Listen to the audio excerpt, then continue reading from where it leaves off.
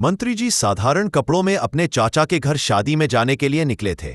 सफेद कुर्ता पायजामा, एक सादा बैग और बिना किसी सिक्योरिटी के ही वह बाइक पर सवार थे, बिल्कुल आम आदमी जैसा। सुबह की हल्की हवा और बाजार की हलचल थी। वह खुश मूड में थे कि मंदिर जाकर पूजा करके चाचा से मिलेंगे और फिर शादी की रौनक में हिस्सा लेंगे।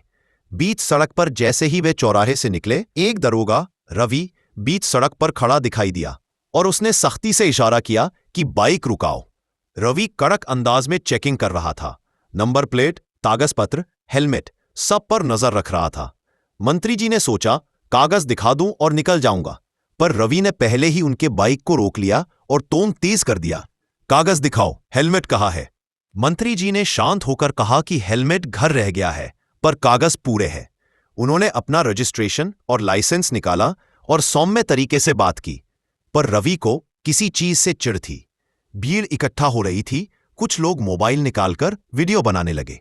रवि ने बिना ठीक से कागज देखे ही आरोप लगाना शुरू कर दिया। नंबर प्लेट खराब, गाड़ी पुरानी, चालान कटेगा। मंत्री जी ने नम्रता से समझाया, पर रवि का गुस्सा बढ़ता गया। अचानक रवि ने पलटकर मंत्री जी की ओर थप्पड़ मार दिया, ऐसा थप्पड़ कि मंत्री जी का चेहरा मोड़ गया। भीड़ में हलचल मच गई, कुछ लोगों की आंखों में चिंता, कुछ की साजिश की झलक। मंत्री जी अंदर से आहत हुए, उनका मानहानि का एहसास गर्म हो उठा, पर उन्होंने खुद को नियंत्रित किया। उन्होंने जेब से फोन निकाला और एएसपी अरविंद को कॉल कर दिया ताकि स्थिति शांत हो सके।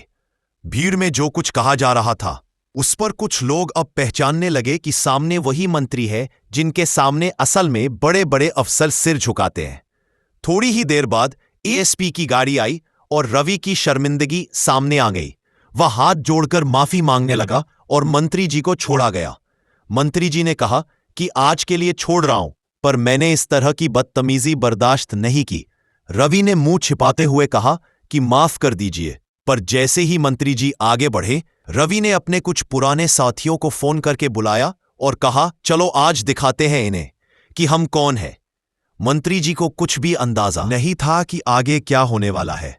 मंत्री जी मंदिर की ओर बढ़े तो एक सुनसान गली के पास कुछ बदमाश छिपे हुए थे। अचानक वे बड़ी संख्या में सामने आ गए, लाठी डंडे लेकर। मंत्री जी ने रोकने की कोशिश की, पर रवि भी पीछे से मोटरसाइकिल पर आ पहुंचा। पहचानते ही उन्होंने मिलकर मंत्री जी पर हमला कर दिया।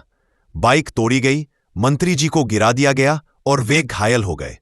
आसपास के लोग डर के मारे चुप थे। कुछ ने मोबाइल निकालकर रिकॉर्ड कर लिया। मंत्री जी फिर भी हार नहीं माने। दर्द के बावजूद उन्होंने दोबारा फोन उठाया और एएसपी को बताया कि उन पर हमला हो रहा है और तुरंत मदद भेजो।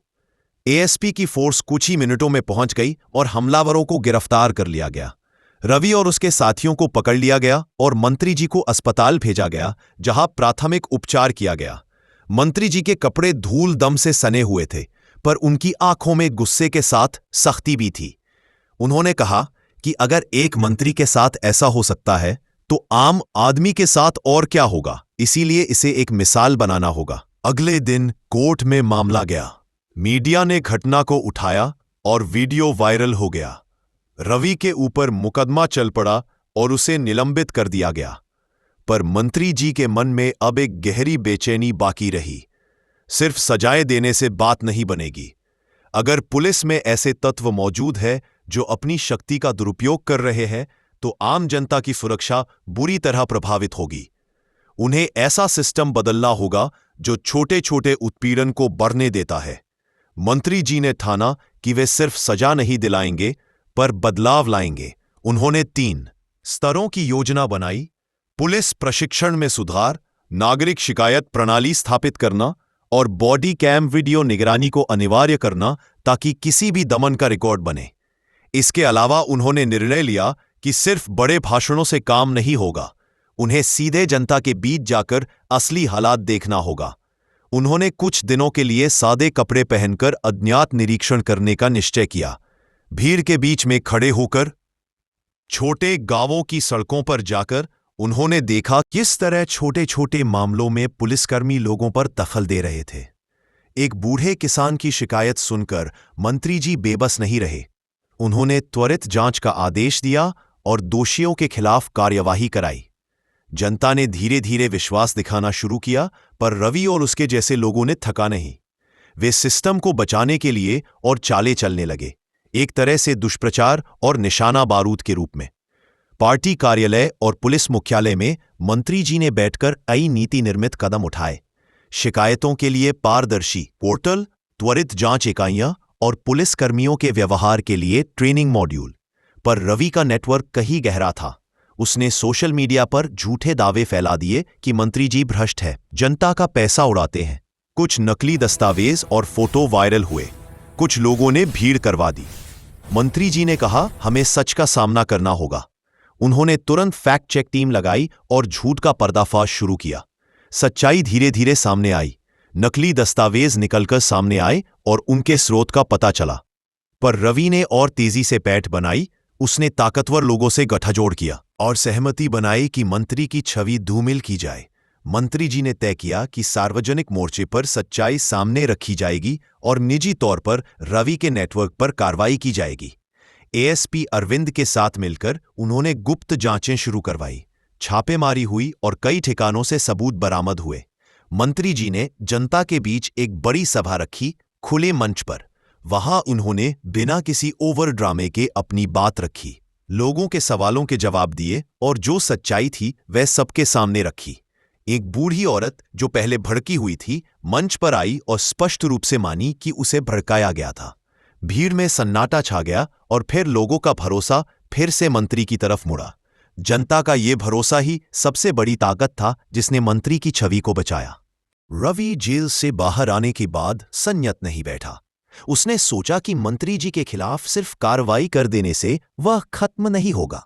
मंत्री को लोग भरोसे से बर्बाद कर देना होगा। उसने सोशल मीडिया, लोकल पत्रकारों और गुंडों के जरिए झूठ फैलाने की योजना बनाई। नकली दस्तावेज, एडिट किए हुए फोटो और झूठी खबरों के जरिए जनता का मन बदलने की कोशिश की गई। कुछ स्थानीय लोगों को भी उकसाया गया और सड़कों पर प्रदर्शन कराए गए। मंत्री जी ने देखा कि माहौल अचानक बदल गया है। कुछ लोग गुस्से में आ रहे थे, कुछ भ्रमित। उन्होंने कहा कि सच का सामना करेंगे और झूठ का पर्दाफाश करेंगे। उन्होंने अपनी टीम को आदेश दिए कि हर दावे की जांच हो। फैक्ट चेक, गवाह और दस्तावेजों की सत्यता पर गहनता से काम किया गया। कुछ ही दिनों में सच्चाई का पता लग गया और नकली दावे फेल हो गए। पर रवि ने हर बार और तेज चालें चली। उसने मंत्री के कार्यक्रमों को बाधित करने के लिए गुंडों को इस्तेमाल किया और कुछ अफवाहें फैलाई कि मंत्री निजी संपत्ति बढ़ा रहे हैं। मंत्री जी ने ठाना कि सार्वजनिक रूप से जवाब दिया जाएगा और निजी तौर पर रवि के नेटवर्क को तोड़ा जाएगा। उन्होंने एक जनसभा बुलाई और खुले तौर पर सबूत रखकर लोगों के सवालों के जवाब दिए। एक बूढ़ी महिला जो पहले भड़काई गई थी, मंच पर आई और सच बोला। उसने बताया कि उसे किसी ने पैसे देकर या धमकाकर प्रदर्शन के लिए कहा था। सभा में बैठे लोगों ने धीरे धीरे सच्चाई समझ ली और मंत्री की बातों को तवज्जो दी।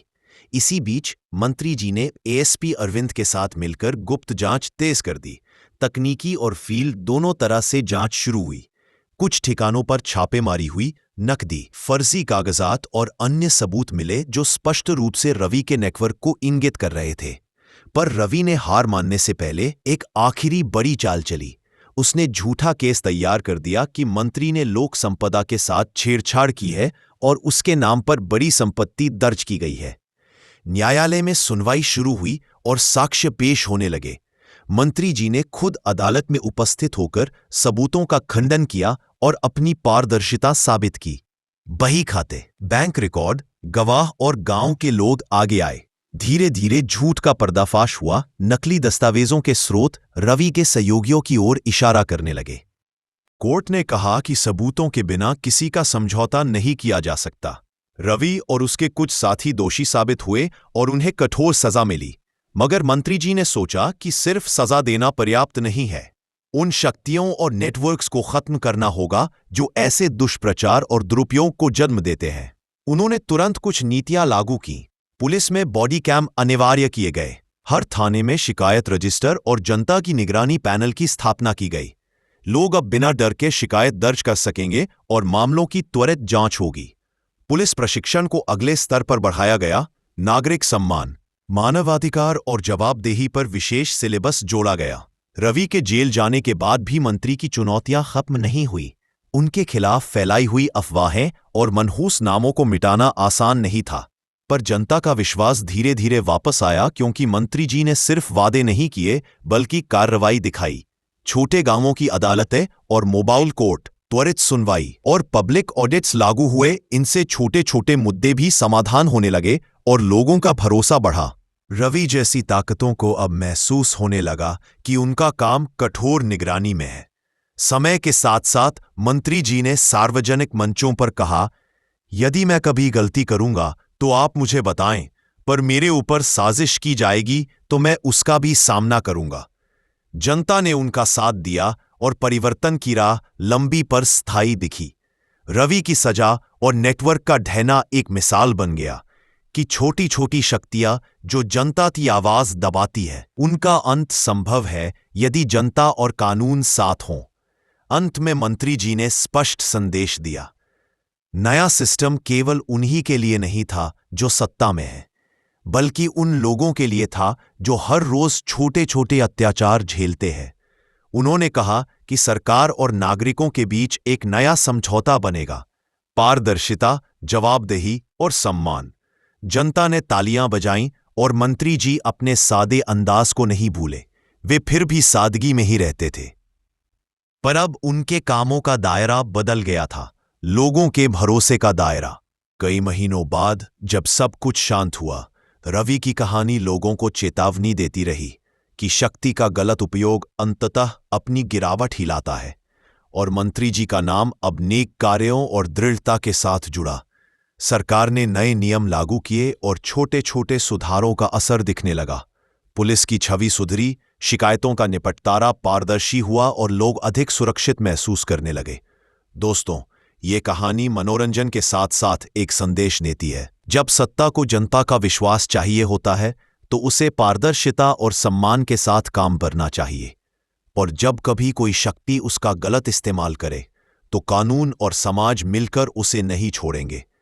यह कहानी इसलिए भी खास है क्योंकि इसमें दिखता है कि एक आदमी जो सादे कपड़ों में था और सुरक्षा विहीन था, उसने हिम्मत दिखाई और व्यवस्था बदल दी। अगर आपको यह कहानी पसंद आई हो तो वीडियो को लाइक कर देना, चैनल को सब्सक्राइब कर लेना।